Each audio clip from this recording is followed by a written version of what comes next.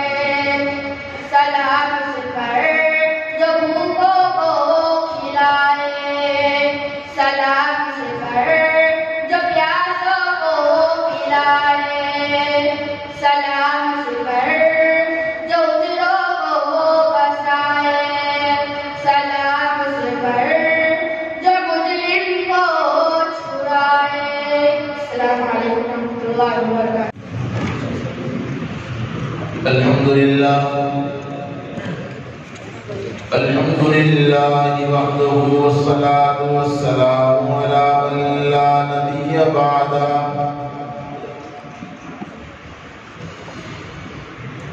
أعوذ بالله من الشيطان الرجيم بسم الله الرحمن الرحيم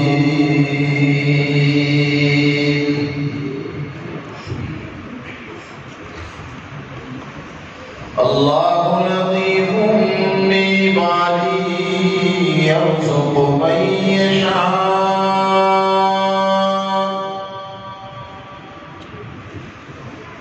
وهو القوي العزيز.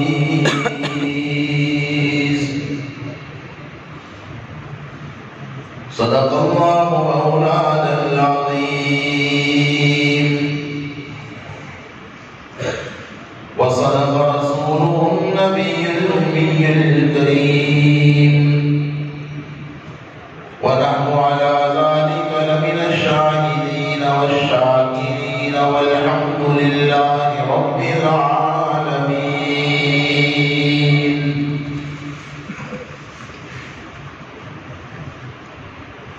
حضرت صدر محترم ہمارے مخدوم و محسن جناب حضرت مولانا قاری احمد علی صاحب ادام اللہ ظلالہ علینا،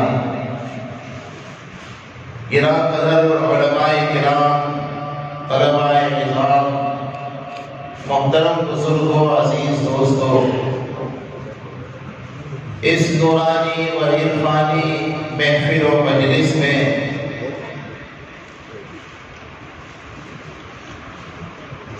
تفصیلی گفتگو کا موقع نہیں ہے.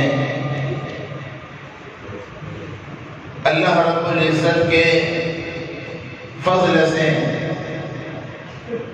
اور ہمارے مخدوم و محسن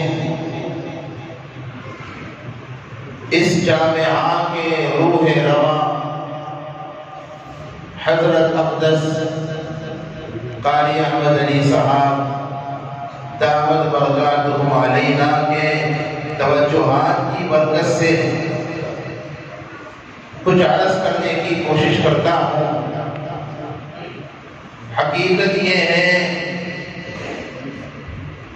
کہ زبان میری ہے، بات ان کی ہے.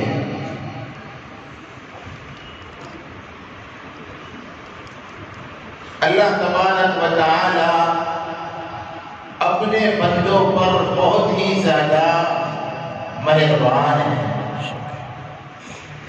یہ اعلان قرآن میں ہے جو مختصر آیت کریمہ میں نے اس وقت پیش کی ہے. اب تعالی اس میں اس بات کا اعلان فرماتے ہیں. قرآن پاک میں فرمایا اللہ لطیف بعبادہ یرزق من یشاء.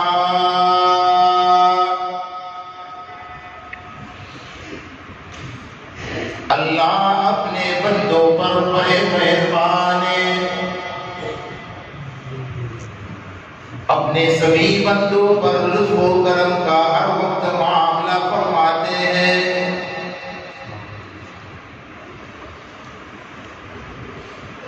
حضرات مفسرین نے اللہ کے لطف اور مہربانیوں کی مثالیں دی ہیں. میں 4 مثالیں پیش کرتا ہوں.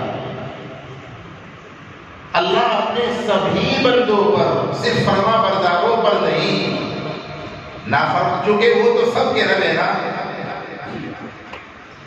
اگر وہ فرما برداروں کا رب ہے تو نافرمانوں کا بھی بولو رب ہے.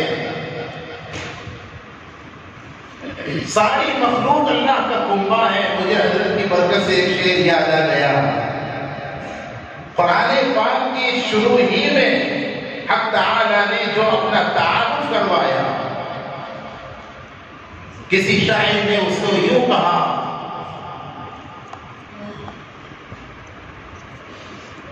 یہ پہلا سبق ہے کتاب خدا کا،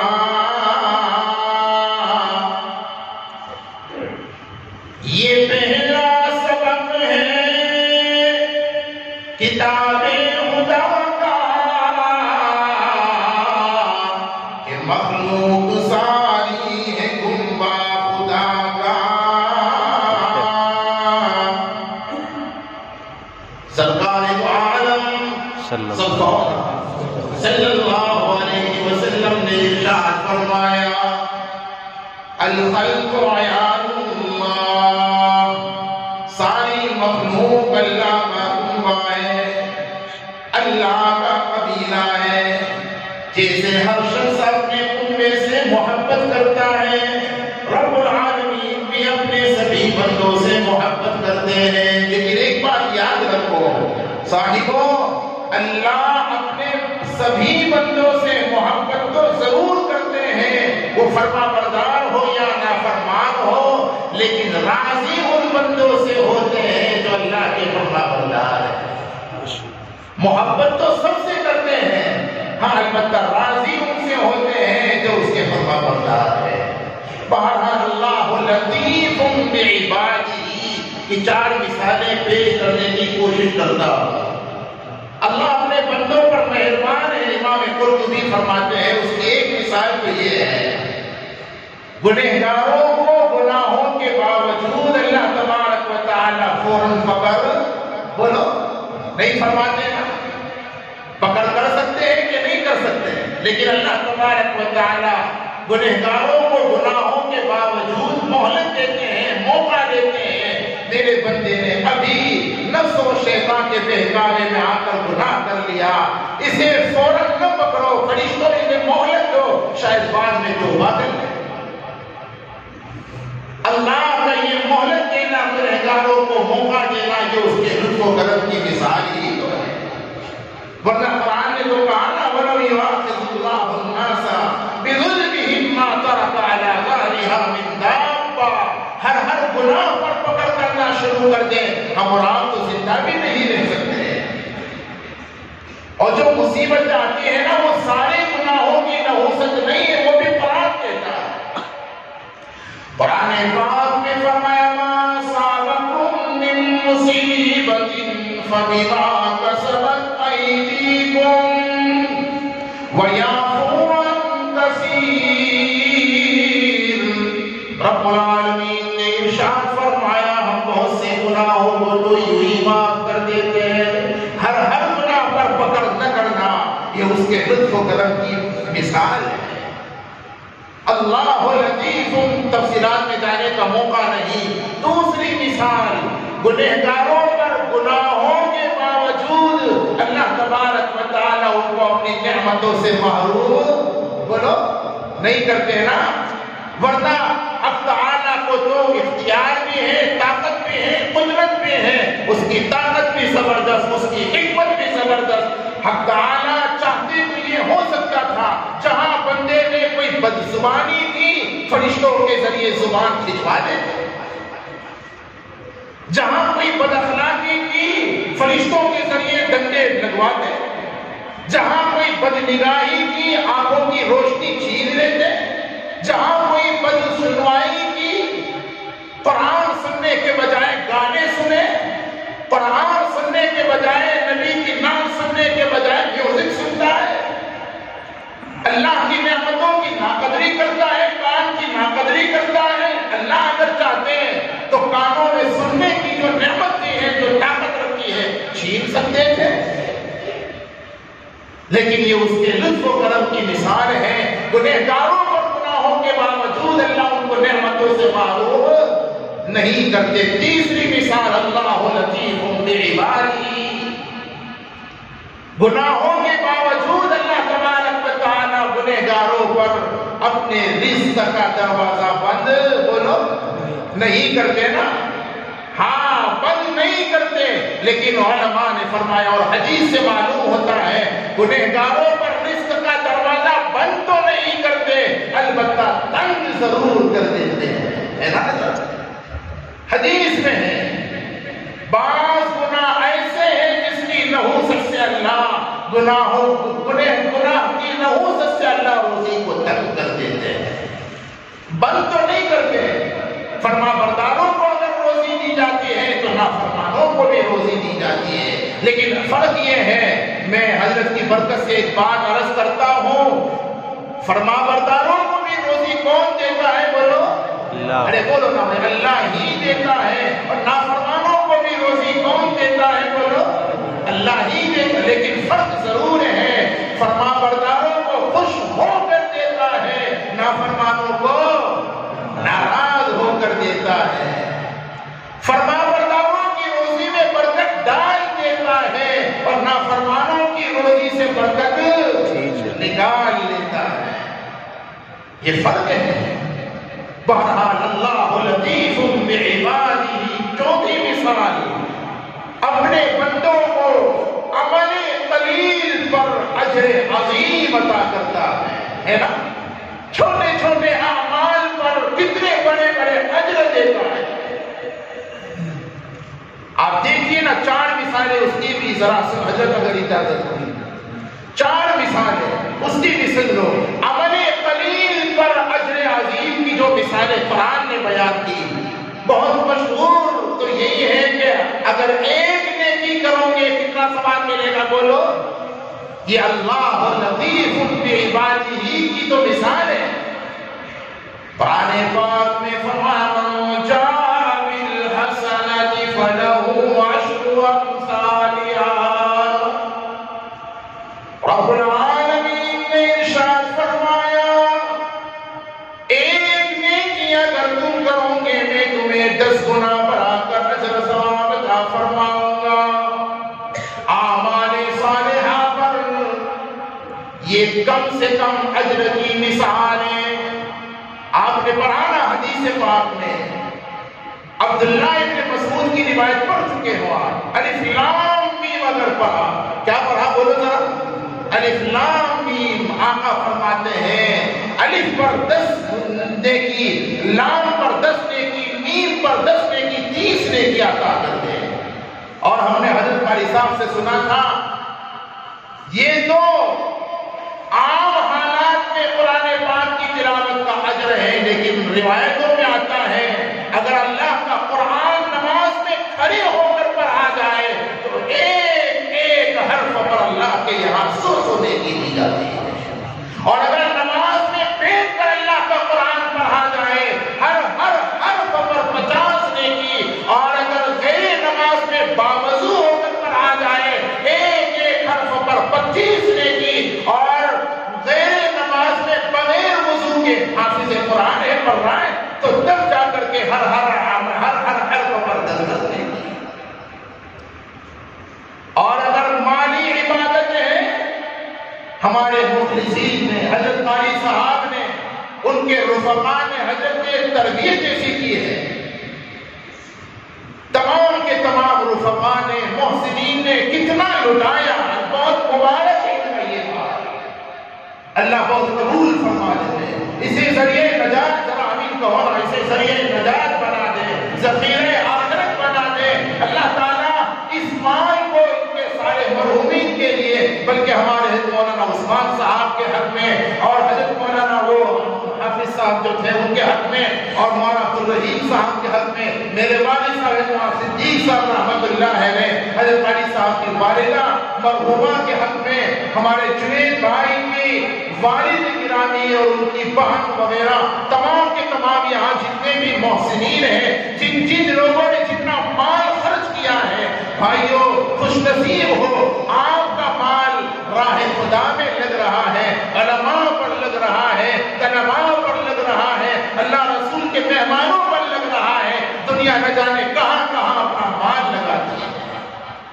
اللہ قبول فرما لے، اس کا اجر و ثواب سارے مرحومین کو عطا فرما دے۔ 1 روپیہ اگر خرچ کیا جائے مال حلال سے اخلاص کے ساتھ، حلال کا مال بولو اخلاص کے ساتھ، یہ 2 شرط ہے، حلال کا مال اخلاص کے ساتھ 1 روپیہ اگر خرچ کرو گے، اب تعالیٰ کم سے کم، زیادہ سے زیادہ نہیں بلکہ بولو ذرا بولو نا بھائی، کم سے کم کتنا وعدہ کرتے ہیں؟ 1 پر 7 طلباء کا مجمع ہے، علماء کا مجمع ہے، صلحاء کا مجمع ہے، 1 روپیے پر کم سے کم کتنا ثواب ملے گا بولو؟ قرآن پاک میں فرمایا مثل الذین ينفقون اموالهم فی سبیل اللہ کمثل حبۃ انبتت 7 سنابل فی کل سنبلۃ 100 حبہ۔ رب العالمین نے 1 روپیہ خرچ کرنے پر کم سے کم 700 گنا بڑھا کر دینے کا وعدہ فرمایا ہے نا۔ تیسری مثال سنیے، اچھا پھر یہ تو کم سے کم اجر ہے، واللہ یضاعف لمن یشاء سے اشارہ یہ کیا کہ اخلاص جس قدر ہوگا نا، اللہ کے یہاں اخلاص کا تو وزن ہے، جس قدر اخلاص ہوگا اللہ تبارک و تعالیٰ کے یہاں اجر بڑھایا جائے گا۔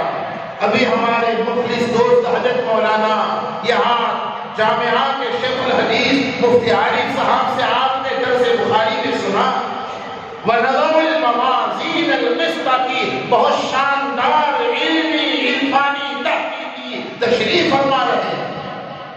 وَنَضَعُ الْمَوَازِينَ الْقِسْطَ کے تحت آپ نے سنا میزان عدل جو اللہ کے عمل میں قائم فرمائے ہیں۔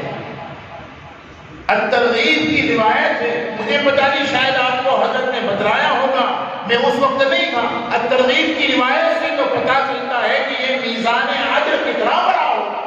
موازین کیوں فرمایا؟ مفسرین کا ایک قول یہ بھی ہے، اگرچہ مختلف اقوال ہیں، ایک قول یہ ہے کہ جماعت کا لفظ جو لائے گا یہ اس کی عظمت شان کو بتلانے کے لیے اتنی بڑی ترازو ہوگی اعمال ناموں کے تولنے کی کہ ساتوں زمین اور ساتوں آسمان اس میں آرام سے سما سکتے ہیں۔ لیکن یاد رکھو میزان اعمال میں انہی اعمال کے اندر وزن ہوگا جس میں اخلاص ہو۔ ایک بات بتاؤں، عمل کرو گے انشاءاللہ؟ یہ انداز ہم نے حضرت سے سیکھا ہے، حضرت کا یہی انداز ہے۔ حضرت چاہتے ہیں اور اپنے مریدین اور اپنے منسوبین کی توجہ اس بات پر توجہ دلاتے ہیں کہ بیان کچھ ایسا ہو کہ عوام کچھ لے کر کے جائے، کوئی اصلاحی بات لے لے، کوئی قابل عمل بات لے لے۔ میں آپ کو بتاؤں، عمل کروں گے انشاءاللہ؟ جس عمل کو اللہ نے قبول کر لیا اس عمل کا وزن بڑھ جائے گا، وہ عمل کتنا ہی مختصر کیوں نہ ہو۔ واللہ یضاعف لمن یشاء کو سمجھ لیجیے۔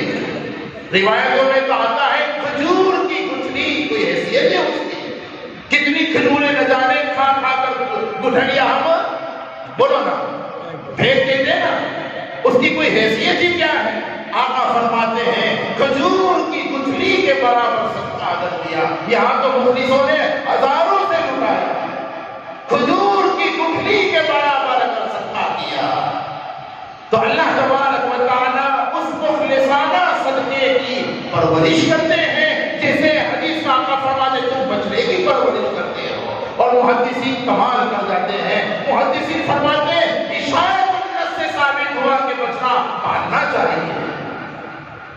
بہرحال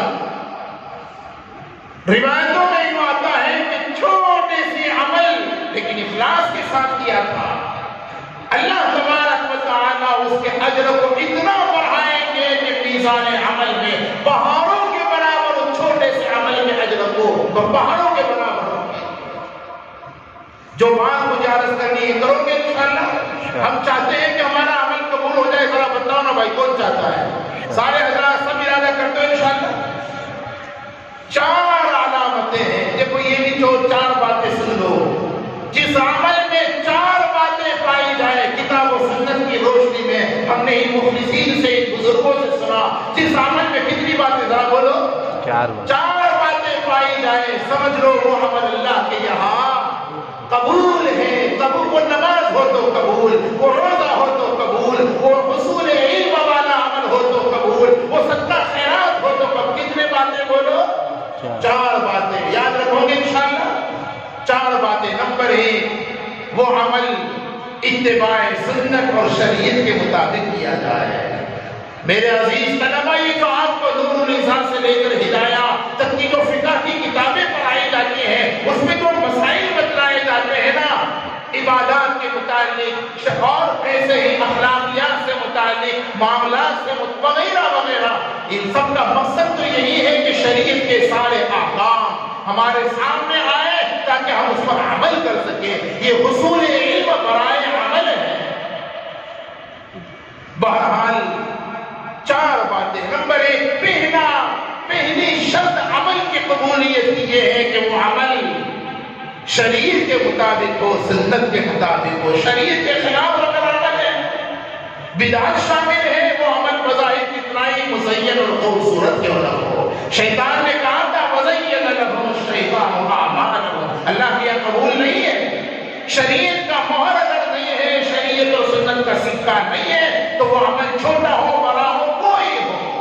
امام غزالی کی بات حضرت کی برکت سے یقین مانو، بیان کرنے والوں کا کیا حال ہوتا ہے انہیں معلوم ہے، جن کا اس سے واسطہ انہیں معلوم ہے، سوچتا کچھ ہے اور اللہ اس کی زبان پر لاتا کچھ ہے۔ بہت سی مرتبہ سامعین کی توجہ اور بعض اوقات بزرگوں کی توجہ کی برکت سے امام غزالی رحمۃ اللہ علیہ کو عجیب بات فرماتے تھے میرے نزدیک رات بھر کی وہ عبادت جو سنت کے خلاف ہو، اس رات بھر کی عبادت سے وہ دوپہر کا سونا جو سنت کی نیت سے ہو، جسے قیلولہ کہتے ہیں، یہ دوپہر کے سنت کی نیت سے سونا اس رات بھر کی سنت کے خلاف عبادت سے افضل ہے۔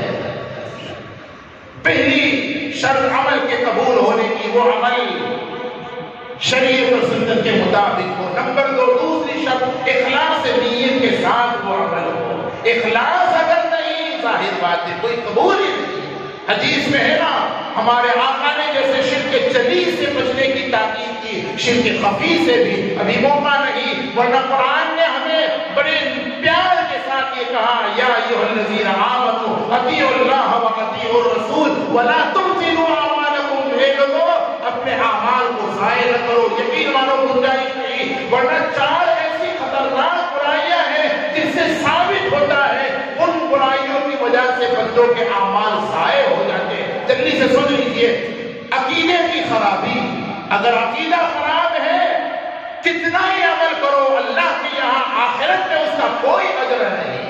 قل هل ننبئکم بالاخسرین اعمالا کے تاج امام قرطبی نے ایک بات یہ بھی لکھی۔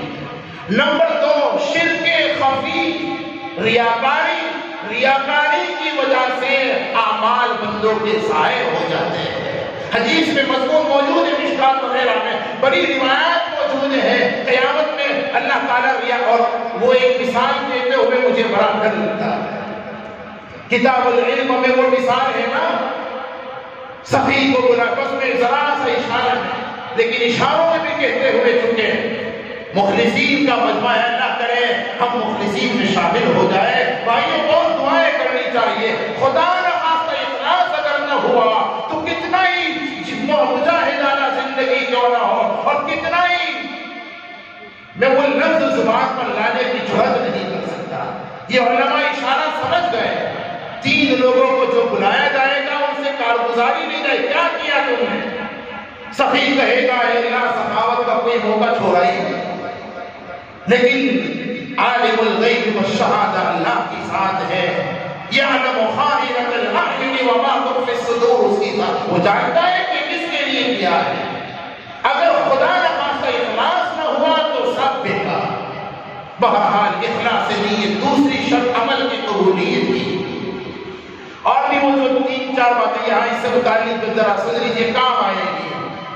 اگر اخلاص نہیں ہے، ریاکار جیسے عقیدے کی خرابی اور گمراہی سے اعمال کا اجر ضائع ہو جاتا ہے، ایسے ہی ریاکاری سے بھی اعمال کا اجر بولو ضائع ہو جاتا ہے۔ اسی طرح بعض معاصی، بعض گناہ ایسے ہیں جس سے اعمال کا اجر بولو ضائع۔ بہت سارے اعمال روایتوں میں موجود ہے۔ حسد، حدیث میں ہے نا حسد کرنا، یأکل الحسنات کما تأکل النار الحطب، او کما قال علیہ السلام، حسد نیکیوں کے اجر کو ایسے کھا جاتا ہے جیسے آگ سوکھی لکڑی کو۔ ایسے ہی آپس کے جھگڑے، یہ گھریلو جھگڑوں سے اپنے آپ کو بچاؤ۔ یہ آپس کے جھگڑے آقا فرماتے ہیں جیسے اس طرح بالوں کو صاف کر دیتا ہے، موڑ دیتا ہے، ایسے ہی جھگڑا نیکیوں کے اجر و ثواب کو ضائع کر دیتا ہے۔ غیبت کرنا، یہ وہ برائیاں ہیں جس سے اعمال کا اجر ضائع ہو جاتا ہے۔ اسی طرح ایک اور خرابی جو ہوتی یہ بھی ہے، دل شکنی، کسی کا دل توڑنا، یہ بھی وہ برائی ہے جس سے اجر ضائع۔ لا تبطلوا صدقاتکم بالمن والاذى سے معلوم ہوا۔ اعمال کی قبولیت کی جو 4 شرطیں ہیں، پہلی شرط وہ عمل اتباع شریعت و سنت کے مطابق، دوسری شرط اخلاص نیت۔ بھائیو کوشش کرنی چاہیے ہر عمل اخلاص کے ساتھ، اور اخلاص والوں سے پیدا ہوگا۔ مخلصین سے اصلاحی رسمی نہیں، تعلق قائم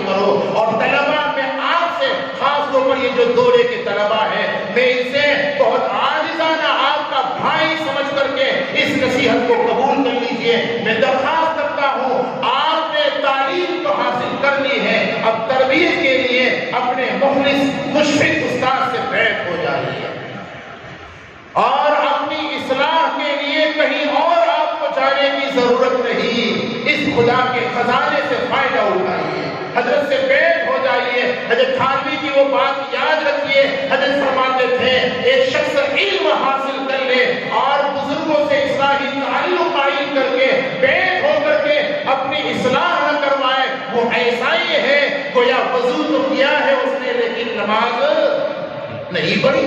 بھائی وضو کا مقصد تو نماز ہے۔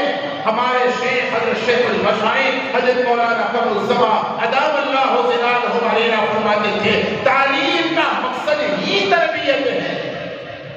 آپ نے تعلیم کو حاصل کر لی الحمدللہ، اب تربیت کے لیے اصلاحی تعلق قائم کرو گے انشاءاللہ۔ بہرحال اخلاص۔ اور تیسری شرط عمل کی قبولیت کی یہ ہے کہ احسانی کیفیت کے ساتھ وہ عمل کیا جائے، یا یوں سمجھو کہ اخلاص پیدا کرنے کے لیے احسانی کیفیت کا حاصل کرنا ضروری ہے۔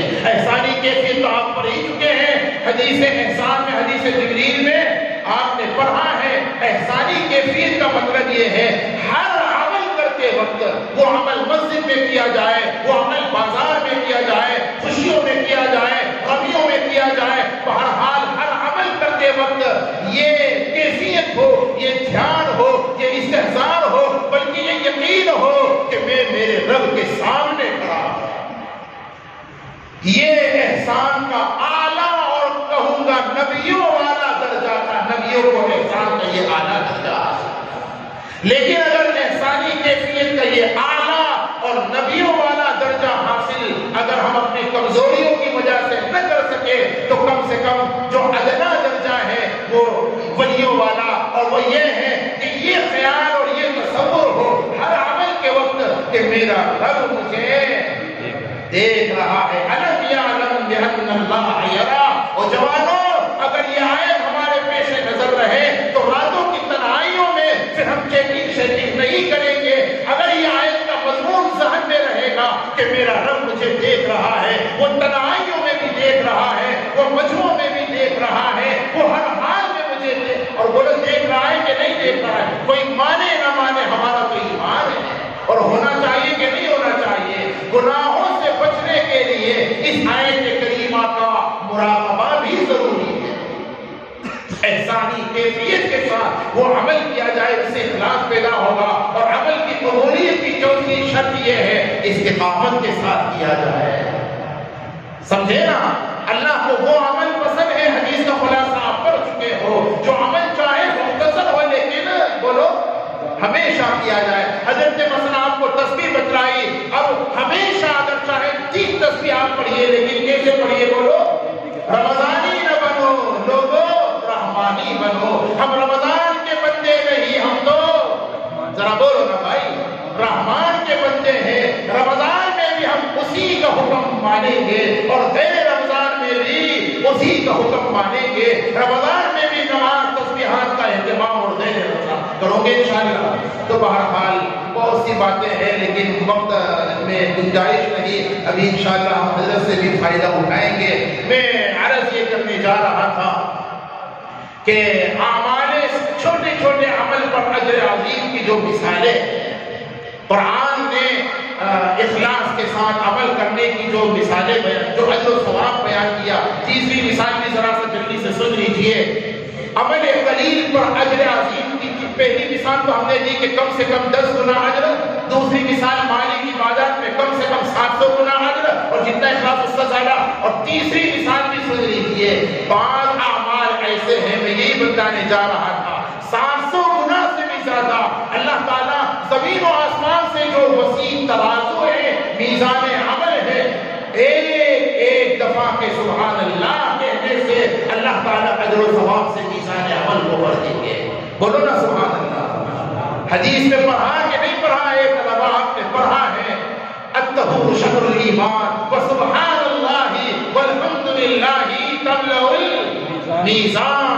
ایک دفعہ کیا کہنا، ذرا بولو، ذرا بولو نا بھائی، پیار سے سارا مجمع بولو سبحان اللہ، بولو ایک دفعہ پیار سے اخلاص سے اللہ کا نام، اللہ کو نور کرنے کے لیے اگر لیا ایک دفعہ سبحان اللہ پڑھا، میں نہیں کہتا یہ میرا بیان نہیں، آقا کا فرمان ہے، ایک دفعہ کا سبحان اللہ میزان عمل کو نیکیوں سے بھر سکتا ہے۔ چوتھی مثال سن لیجئے، یہ تو بے شمار اجر و ثواب کی بات، بعض اعمال وہ بھی دیکھو اللہ لطیف بعبادہ کی یہ مثالیں ہیں، بعض اعمال وہ ہیں کہ صرف 10 گنا بڑھا کر نہیں، صرف 700 گنا بڑھا کر نہیں، بلکہ بے حساب اجر و ثواب کا اللہ نے وعدہ کیا۔ کیسا؟ ایک دو عمل بتلاؤں، میں جلدی سے بس ختم کر رہا ہوں، بتلاؤں بولو نا بھائی، عمل کرو گے انشاءاللہ؟ چلو 3 عمل بتائے، عمل کرو گے نا انشاءاللہ؟ بولو ایمانداری سے، کون کرے گا؟ یہ سارا مجمع ہاتھ نہیں سارا، بولو نا بھائی کون کرے گا؟ سب کرو گے انشاءاللہ؟ اللہ غنی، حضرت ہاتھ اٹھارے ہمارا حوصلہ بڑھانے کے لیے، بھائیوں کرو گے نا انشاءاللہ؟ اور یہ عمل کا جن وقت شروع ہو رہا ہے، اپنے گھروں میں اس پر عمل کیجئے، اپنے معاشرے میں ان اعمال کو عام کیجئے۔ 3 اعمال قرآن و حدیث سے معلوم ہوتے ہیں، وہ ہے جس کا اجر و ثواب اللہ نے بیان ہی نہیں کیا۔ کیوں؟ ہماری عقلیں کمزور ہیں، ہماری عقلیں ان اعمال کے اجر کو سوچ ہی نہیں سکتی، اس لیے حق تعالیٰ نے فرمایا وہ اعمال ایسے ہیں کہ بے حساب اجر و ثواب ہوگا۔ اللہ جسے بے حساب کہے اس کا کوئی اندازہ کوئی کمپیوٹر کر سکتا ہے؟ پہلا عمل صبر۔ قرآن پاک میں فرمایا انما یوفی الصابرون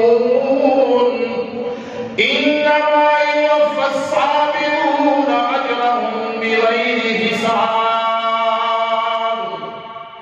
صبر کرنے والوں کو اللہ بے حساب اجر و ثواب عطا فرمائیں گے۔ اور یہ علم کی طلب کا جو راستہ ہے میرے عزیز طلبہ، حضرت شیخ العرب والعجم مولانا علی میاں ندوی رحمت اللہ علیہ فرماتے تھے، چونکہ یہ وہ راستہ ہے نا، یہ میں اپنی طرف سے حاشیہ بڑھا رہا ہوں، علم کی طلب کا راستہ تو وہ راستہ ہے نا جس کی آخری منزل اللہ کی رضا اور رحمت الجنت ہے نا؟ حدیث میں آقا نے کیا فرمایا؟ جو علم کی طلب کے لیے نکلتا ہے سخر اللہ لہو، اللہ تعالیٰ اس کے لیے جنت کا راستہ، اور طلبہ یہ جنت والا راستہ ہے جس پر چل کر اللہ جنت کے راستے کو آسان کر دیتے ہیں، اس لیے بہت سستا سودا ہے۔ اس راستے میں آنے والی ہر تکلیف کو، ہر مصیبت کو، ہر مشقت کو قبول کیا جا سکتا ہے، صبر کیا جا سکتا ہے۔ بہرحال صبر کا اجر بے شمار ہے، صبر چاہے مصیبت میں ہو، صبر چاہے اطاعت میں ہو، اور صبر چاہے اللہ کی معصیت سے حفاظت میں، بہرحال صبر۔ اور دوسرا عمل عفو، معاف کر دینا۔ اللہ کو معاف کرنے والے بندے بڑے پسند ہیں۔ دنیا میں ہم اگر کسی کو معاف کریں گے، اللہ قیامت میں ہمیں معاف کرے گا۔ فمن عفا واصلح فاجرہ علی اللہ۔ ہمارے آقا نے زندگی میں معاف بھی تو کیا ہے، کیسے کیسوں کو معاف کیا؟ جو جان کے دشمن تھے آقا نے ان کو بھی معاف کیا کہ نہیں کیا؟ اور بھائیوں عجیب، مجھے اور بھی کچھ یاد حضرت کی برکت سے لیکن بتاؤں گا نہیں، اخلاق حسنات کی 3 جو علامتیں بتلائی، عفو بوقت قدرت، معاف قدرت کے وقت معاف کر دینا، یہ اخلاق کی علامت ہے۔ تواضع بوقت عزت، اللہ نے آپ کو بڑا مقام دیا پھر بھی تواضع۔ آقا جب فتح مکہ کے موقع پر داخل ہو رہے تھے نا تو سر اٹھا کر نہیں، سر جھکا کر، ہے نا؟ عفو بوقت بولو قدرت، اخلاق کسے کہتے ہیں؟ یہی اخلاق کے 3 چیزوں کا نام اخلاق ہے۔ عفو یعنی معاف کرنا، کس وقت؟